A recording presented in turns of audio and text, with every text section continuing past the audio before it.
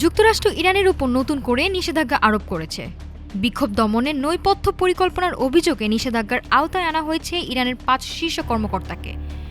মার্কিন অর্থ দপ্তরের বিবৃতিতে বলা হয়, নিষেধাজ্ঞার তালিকায় রয়েছে ইরানের সুপ্রিম ন্যাশনাল সিকিউরিটি কাউন্সিলের secretary, Islamic revolutionary guard corps IRGC এবং আইনশৃঙ্খলা বাহিনীর শীর্ষ কমান্ডাররা।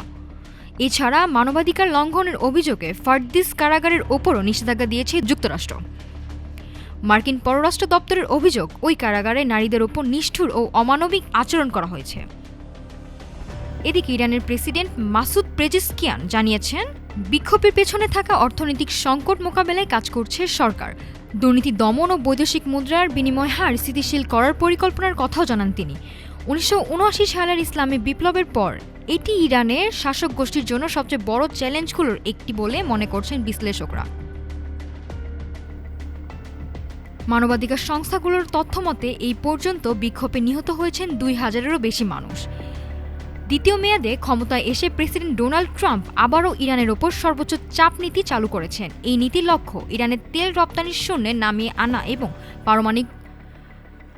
এবং পারমাণবিক কর্মসূচি ঠেকানো। নাফিসা সামিয়া, ঢাকা টুডে।